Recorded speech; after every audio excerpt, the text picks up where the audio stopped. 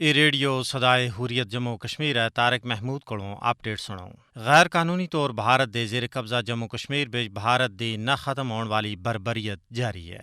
بھارت دی بے رحم فوج نہ صرف کشمیری عوام تے تشدد اور انہاں دے گھراں کو تباہ کر رہی ہے، بلکہ کشمیریاں کو انتہائی بے دردی دے نال قتل کر کے انہاں دی مائتاں دی بے حرمتی بھی کر رہی ہے، جس دے باعث اہل کشمیر کو ناقابل بیان کرب اور دکھ دا سامنا ہے۔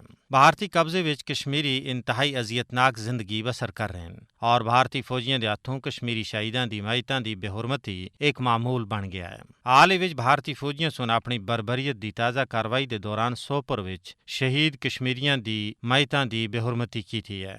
سوشل میڈیا اتنے گردش کرنے والی ایک ویڈیو بھی دیکھا جا سکتا ہے کہ بھارتی فوجی ایک کرین دے ذریعے ایک شہید کشمیری دی میت کو انتہائی بے رحمی دے نال پھینک رہے ہیں۔ کشمیری شہیداں دی مائتاں دی بے حرمتی بھارتی فوجیاں دا بین الاقوامی قوانین دے تحت ایک بڑا جرم ہے۔ ظاہر ہے کہ بھارتی فوجیاں دی ایسی وحشیانہ کاروائیاں دا مقصد صرف یہی ہے کہ کشمیری عوام کو دہشت زدہ کیتا جلے اور انہاں کو کسے طور حق کے خود ارادیت تھیں دستبردار کیتا جلے۔ بھارت سن کشمیریاں ہوتا ہے ظلم دے تمام ریکارڈ توڑ دیتے ہیں۔ مقبوضہ کشمیر بچ مودی دی حالیہ بربریت دی مثال انسانی تاریخ وچ نہیں ملتی۔ مودی دی سرپرستی وچ کشمیری نوجواناں دا روزانہ دی بنیاد تے قتل مقبوضہ کشمیر وچ مضموم بھارتی منصوبیاں دا حصہ ہے۔ تاہم مودی اور اس کے ساتھیوں کو معلوم ہونا چاہیے کہ کشمیریاں دے خلاف انہاں دے ظالمانہ ہتھ کنڈیاں دا شدید رد عمل آنا بھی ایک فطرتی عمل ہے۔ بھارتی دہشت گردی اور بربریت دے باوجود کشمیریاں دا عزم غیر متزلزل ہے اور وہ بھارت تھی مکمل آزادی واسطے متحد اور متفقن۔